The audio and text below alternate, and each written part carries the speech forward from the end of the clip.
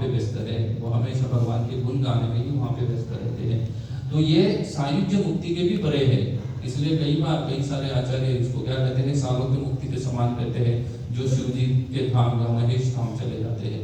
और वो स्वयं शंभु जो है, उसको शंभु तत्व या शंभु तत्व भी कह सकते हैं या शिव तत्व कहते हैं, वही शंभु अलग अलग ब्रह्मांडों में अलग अलग तरीके से क्या होते हैं, प्रकट होते हैं। कुछ कुछ ब्रह्मांडों में वो 11 बार प्रकट होते हैं, कुछ ब्रह्मांडों में 8 बार प्रकट होते हैं। तो इसको रूप गोस्वामी लघु भागवतामृत में बहुत ही सुंदर तरीके से वर्णन करते हैं कि रुद्र जो है वो इस कल्प में, इस पर्टिकुलर ब्रह्मांड में क्या है, वो 11 रूपों में या 11 जगहों पे अलग अलग रूपों में प्रकट हुए हैं। कौन कौन से रूपों में, तो उसका पूरा लिस्ट भी देते हैं, उनके नाम बताते हैं। उनके 11 नाम है। अजय एक पद रुद्र जो 11 में है, उनमें से पहला है अजय एक पद, अहिर्बुद्न्य विरूपाक्ष, तीसरा रैवत है, अरह, बहुरूपा, त्रंगके, सावित्र, जयंत, पिनाकी, अपराजित, ये सभी 11 रुद्र है। ये क्या है, ये 11 रुद्र प्रकट होते हैं इस भौतिक संसार में या भौतिक जगत में प्रकट होते हैं। उनके है ना, अजय एक पद, अभिर्बुद्न्य विरूपाक्ष, रैवत, हरि, बहुरूप, त्रंगक, सावित्र, जयंत, पिनाकी, अपराजित, ये सभी शिव जी के 11 रुद्रों के नाम है। इसको श्री प्रभुपाद जी चैतन्य चरितामृत में भी वर्णन करते हैं। प्रभुपाद जी ने तो नहीं किया उसके ऊपर टिप्पणी, लेकिन बाद में श्रीमद् भागवतम के 11वें स्कंद में भी इसका वर्णन आता है, जहाँ पे परपट में लिखा गया है कि शिव जी के क्या है, रुद्रों के बारे में। और इन जो रुद्र है उसमें से कुछ रुद्र जो है उनके क्या होते हैं, उनके 5 मुख वाले भी होते हैं। इसलिए आपने कई बार शिव जी को पंचमुख वालों में देखा होगा, 5 मुख है शिव जी के। यहाँ तक कि लघु भागवतामृत में रूप गोस्वामी जो है वो उन 5 मुखों के नाम तक देते हैं। 5 सर शिव जी के, उसमें से एक सर का नाम है ईशान ना, दूसरे सर का नाम है तत्पुरुष, तीसरे सर का नाम है अघोर। ये जो अघोर विद्या का जो अघोरी कुछ आपने सुना होगा, ये भी एक विद्या है, शास्त्र है।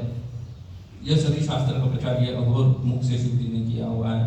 चौथा है वामन और पंचम है न सयोज्यत,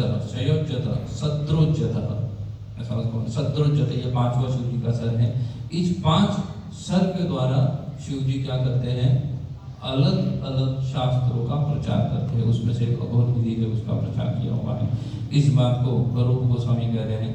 श्री बलदेव विद्याभूषण वे इसके ऊपर टीका करते हैं। श्री बलदेव विद्याभूषण बोलते हैं कि शिव जी जो है वो क्या है, शिव जी अलग अलग जगह पे रुद्र के रूप में प्रकट होते हैं। वो कभी प्रकट होंगे, कभी नहीं भी होंगे, डिपेंड करता है। अलग अलग कल्प में अलग अलग घटनाएं होती है। लेकिन उन कल्प में शिव जी अगर 11 रुद्रों के रूप में प्रकट नहीं भी हो जाए, फिर भी शिव जी 8 रूप में हमेशा विद्यमान रहते हैं। भौतिक संसार में 8 रूप में शिव जी हमेशा विद्यमान रहते हैं। उनके श्री बलदेव विद्याभूषण कह रहे हैं, पृथ्वी सलिलम तेन्द्र, लघु भागवतामृत के ऊपर टीका लिखी है विद्याभूषण, उसमें ये चीजें लिख रहे हैं। बोल रहे वो 8 रूप जो शिव जी के हैं, वो कह रहे हैं उन 8 रूपों के बारे में। वो 8 तत्व है जिनमें शिव जी विद्यमान दिखेंगे, सेपरेटली नहीं दिखेंगे, लेकिन शिव जी विद्यमान दिखेंगे। उसमें से प्रथम रूप है शिव जी का, उसको शर्व कहते हैं। वो शिव जी उस रूप में हमेशा विद्यमान पृथ्वी के अंदर रहते हैं। शर्व रूप में शिव जी हमेशा विद्यमान रहते हैं। दूसरा शिव जी का रूप है, उसको भव कहा जाता है। भव जो शिव जी का रूप है वो हमेशा उस रूप में शिव जी विद्यमान कहाँ रहते हैं, पानी के अंदर शिव जी विद्यमान रहते हैं भव के रूप में। तीसरा ईशान है। ईशान नामक रूप से शिव जी हमेशा अग्नि के अंदर विद्यमान रहते हैं। चौथा पाशुपति है। पशुपतिनाथ वहाँ पे नेपाल में स्थित है। वैसे पाशुपत रूप में शिव जी हमेशा कहाँ पे रहते हैं विद्यमान, हवा के अंदर शिव जी हमेशा विद्यमान रहते हैं। और 5वां क्या है, 5वां भीम है। भीम के रूप में शिव जी हमेशा किसमें विद्यमान रहते हैं, तो कहा जाता है आकाश में विद्यमान रहते हैं। आकाश में शिव जी सूक्ष्म रूप से भीम रूप में हमेशा विद्यमान रहते हैं। उसके बाद छठा है रुद्र। रुद्र के रूप में शिव जी हमेशा कहाँ पे विद्यमान रहते हैं, सूर्य के अंदर विद्यमान रहते हैं रुद्र के रूप में। 7वां है महादेव। महादेव के नाम धारण करके शिव जी हमेशा चंद्रमा में विद्यमान रहते हैं। और 8वां है उग्र। जो ब्राह्मण यज्ञ आदि करते हैं वो क्या रहते हैं, उग्र रहते हैं। तो उनके स्वभाव में शिव जी हमेशा विद्यमान कैसा रहते हैं, उग्र नामक नाम धारण करके हमेशा शिव जी विद्यमान रहते हैं। तो ऐसे शिव जी है जो महेश धाम, जो आध्यात्मिक जगत में है, जो क्या है, ये तीनों गुणों से परे है, उसमें हमेशा क्या रहते हैं, विद्यमान रहते हैं। शिव जी हमेशा विद्यमान रहते हैं। इसलिए हरिभक्ति विलास में भी सनातन गोस्वामी कोट करते हैं, वहां पे स्वयं भगवान कृष्ण कह रहे हैं, भगवान कृष्ण कह रहे हैं, भगवान कृष्ण कहते हैं मद भक्ता शंकर दोषी, मद भक्ता, हाँ मेरे जो भक्त है लेकिन किसकी दोष करते हैं, वो शिव जी का द्वेष करते हैं, और मद द्वेषी शंकर प्रिया, और जो मेरा द्वेष करते हैं लेकिन वो क्या है, वो शिव जी के उपासक है। मद भक्ता शंकर दोषी, और उसके बाद कहते हैं मद दोषी शंकर प्रिया अभवतम नरकम यावत यावत चंद्र दिवा। ये दोनों क्या होंगे, अभवताम, हमेशा के लिए नरक में रहेंगे। कब तक रहेंगे, यावत चंद्र दिवा, जब तक सूर्य और चंद्र है तब तक वो क्या रहेंगे, वो हमेशा नरक में रहेंगे। अगर वो विष्णु भक्त है लेकिन शिव जी का दोष करते हैं तो वो नरक वास करेंगे जब तक चंद्र सूर्य है। इसको भगवान कृष्ण कह रहे हैं, इसको हरिभक्ति विलास में उल्लेख किया गया है। इसलिए आप देखेंगे कि 10 काम अपराधों में से एक अपराध है, कौन सा अपराध है, द्वितीय अपराध है, शिव और ब्रह्मा आदि देवताओं को भगवान शिव के समान अथवा स्वतंत्र समझना। उनको भगवान शिव के समान भी नहीं समझा जा सकता है, ना ही उनसे क्या समझा जाता है, उनसे स्वतंत्र नहीं समझा जाता। इसको ही समझाने के लिए जैसे एक वो एनालॉजी दी थी, उस एनालॉजी में जैसे राजा और युवराज रहता है, तो युवराज ना ही राजा से स्वतंत्र है और ना ही राजा के समान है, वैसे ही शिव जी आदि है। अगर हम शिव जी को भगवान से स्वतंत्र समझेंगे तो भी अपराध हो जाएगा। इसलिए हमें शिव जी का रिस्पेक्ट करना चाहिए, उनको मान सम्मान आदि करना चाहिए। अगर उनको हम समान समझेंगे तो भी क्या बन जाएगा, तो भी अपराध बन जाएगा। और आप तो अच्छे तरह से जानते हैं कि शिव जी का अपराध करने का परिणाम क्या होता है। शिव जी का अपराध एक बार दक्ष ने किया था। कब किया था शिव जी का अपराध, दक्ष ने स्वयं को मनवंतर में किया था। उसका परिणाम स्वरूप क्या हुआ, दक्ष का क्या काट दिया गया, गला काट दिया गया। गला कटने के बाद उसको बकरे का रूप दिया गया, बकरे का गला दिया गया।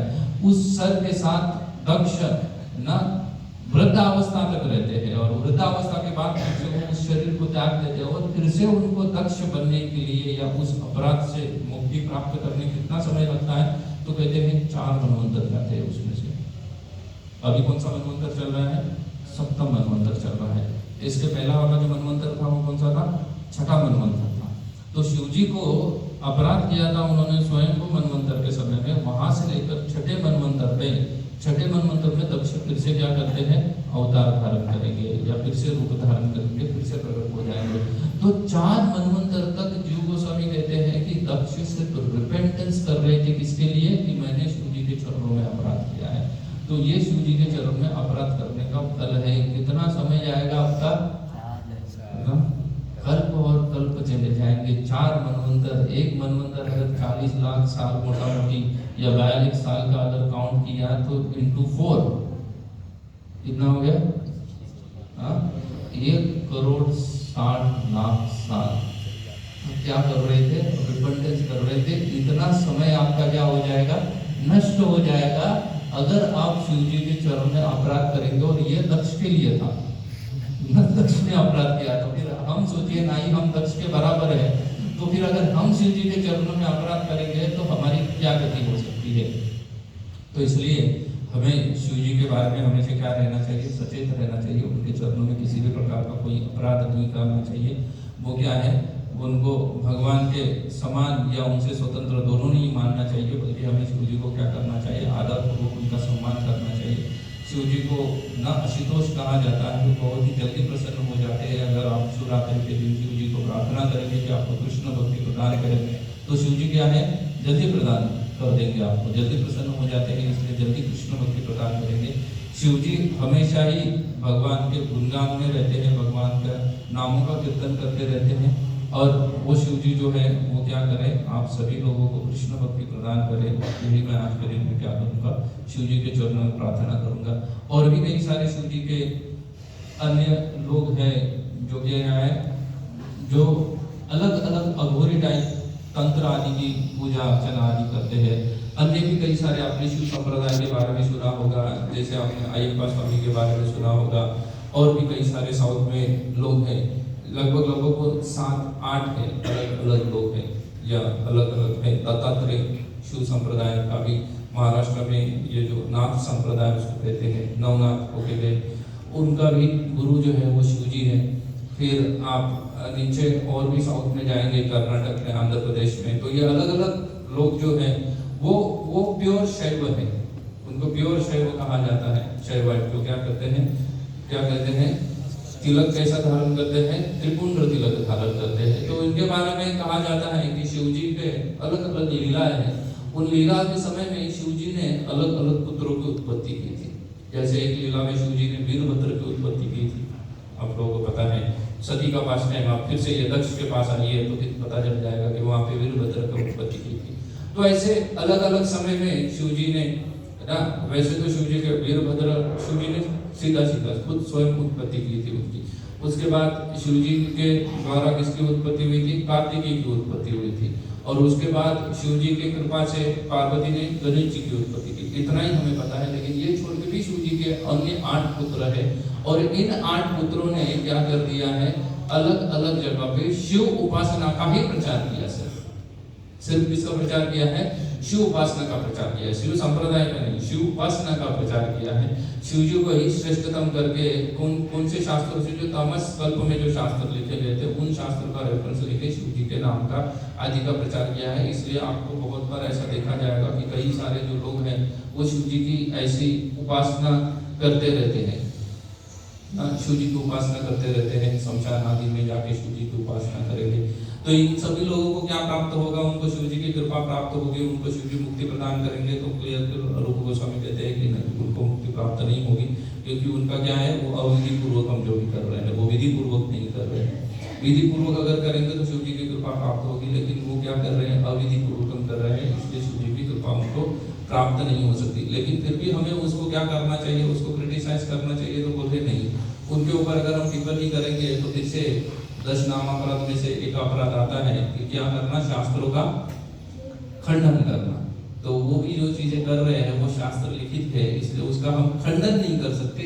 लेकिन उसको क्या है, वो मुख्य विधि नहीं है, उसको गौण विधि कह सकते हैं, लेकिन वो मुख्य विधि नहीं है। लेकिन उसका खंडन करेंगे तो भी हमें अपराध लग जाएगा कि ये पागल हो गए, कुछ भी करते आए आदि अगर हम बोलेंगे तो क्या हो गया, खंडन कर रहे हैं। जो शास्त्र लिखा हुआ है उसका ही हम खंडन कर रहे हैं। तो भी ऐसा खंडन करने से क्या लग जाएगा, हमें ऐसा खंडन करने से हमें अपराध लग सकता है, या हमें क्या करना पड़ेगा, हम शिव जी के चरणों में अपराधी बन सकते हैं। क्योंकि भागवतामृत में ही नहीं, तत्व संदर्भ में ही जो गोस्वामी लिखते हैं कि जीव जो है वो जिस तरीके से जिस गुण में स्थित होता है उसी तरीके से वो क्या करता है, उपासना करता है। जैसे जो सत्व गुण प्रदान है, जो सत्व गुण प्रदान है वो क्या करेंगे, वो देवी देवताओं की उपासना करते हैं। इंद्र, चंद्र, वरुण आदि की उपासना जो करते हैं वो क्या है, वो सत्व गुण प्रदान उनको कहा जाता है। उनमें प्राय सत्व गुण रहता है, इसलिए वो देवी देवता गणेश आदि की उपासना करते हैं। जिनके अंदर सत्व गुण मुख्य रहता है, लेकिन उसके साथ साथ गौण रजोगुण भी रहता है, वो किसकी उपासना करेंगे, तो वो रजोगुण का मिश्रण है सत्व गुण के साथ, इसलिए वो देवी की उपासना करेंगे। देवी भी कई सारे रूपों में प्रकट होती है, उनकी उपासना करेंगे। जिनमें सत्व गुण है लेकिन उसके साथ साथ तमोगुण प्रधान है ना, वो किसकी उपासना करेंगे, तमोगुण भी है, सत्व प्रधान तो ही है, लेकिन तमोगुण का मिक्सचर आदि है, वो अघोर रूप से शिव जी की उपासना करते हैं। जितने भी सारे अघोर रूप या अघोर पद्धति से शिव जी की उपासना करते हैं वो ऐसी उपासना करते हैं। और उनसे भी नीचे जो है, जिनमें वास करके अभी तक क्या था, सत्व प्रधान था, रजोगुण था, गौण था, सत्व प्रधान था, तमोगुण गौण था।